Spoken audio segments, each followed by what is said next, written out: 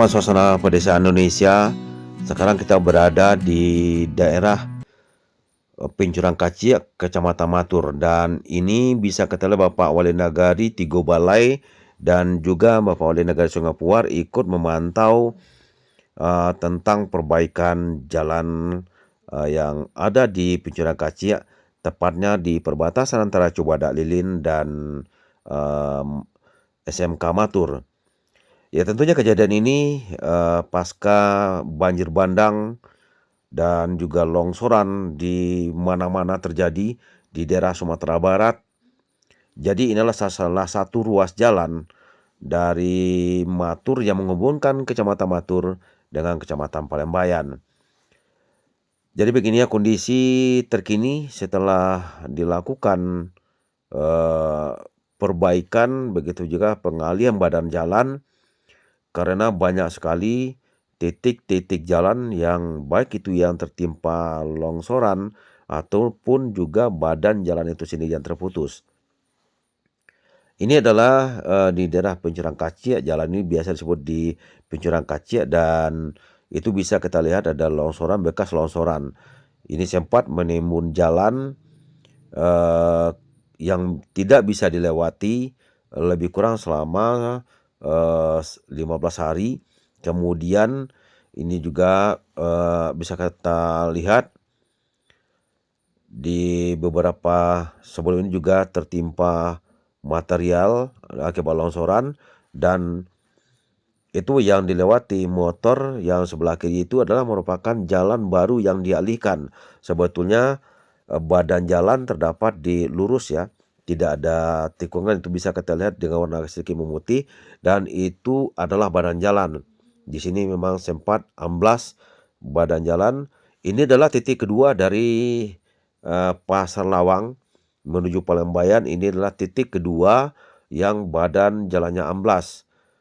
Sebab itu banyak sekali badan jalan yang amblas ataupun tertimbun longsor. Di antaranya yang terputus itu dekat SMK, kemudian Pencurang Kaciak dan terus juga kalau kita terus itu di Jembatan Baringin ada 2 titik, kemudian di Jembatan Sungai Taleh juga di daerah Sungai Taleh, kemudian di Kampung Tabu, Sungai Puar, Palembayan, Tantaman, Silungkang, Gumarang, Koto Alam, Salarehe Aiya. Jadi banyak sekali titik-titik jalan yang tertimbun longsoran ataupun juga terputus, dan ini mengakibatkan akses untuk masuk ataupun keluar Kecamatan Palembayan itu terputus total, sehingga masyarakat sempat kesulitan bahkan kehabisan bahan sembako yang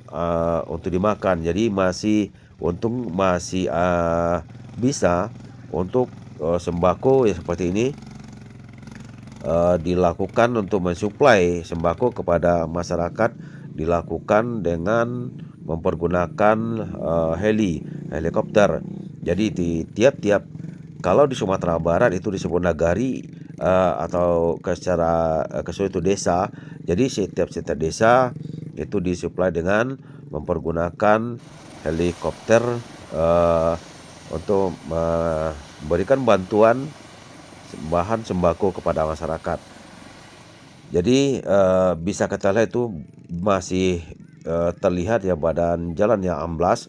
Itu yang belok ke kiri itulah pembaharuan atau pengerukan tebing dengan membuat jalan baru karena terputus.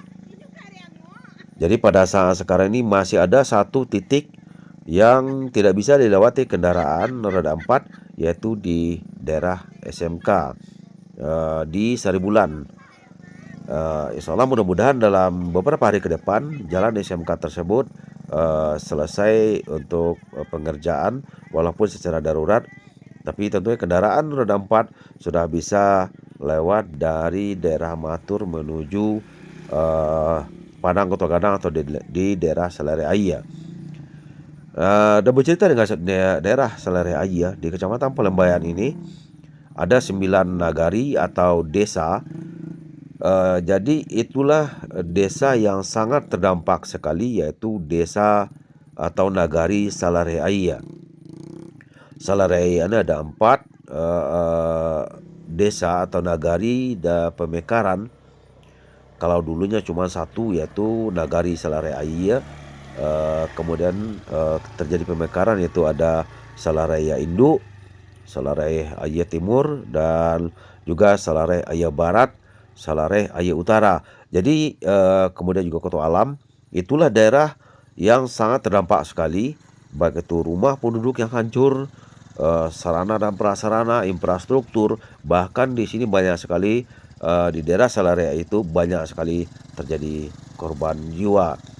Tentunya mari kita sama-sama memberikan doa, semoga saja saudara-saudara kita di sana cepat pulih keadaan. Begitu juga para keluarga yang tentunya keluarganya yang ditimpa musibah ini atau yang mengalami korban jiwa. Semoga saja bisa tabah dalam menghadapi bencana ini. Begitu juga kepada para almarhum atau almarhumah yang menjadi korban, semoga saja semua amal kebaikannya bisa diterima oleh Allah Subhanahu wa taala dan diampuni segala dosa-dosanya, dan ditempatkan tentunya di tempat yang sebaik-baiknya di sisi Allah Subhanahu wa taala. Baik teman-teman, beginilah saat ini masih, walaupun sudah dilakukan pelebaran tapi masih licin, karena di beberapa hari belakang ini masih saja turun hujan, walaupun tidak lebat ya seperti kejadian di 15 hari sebelum ini.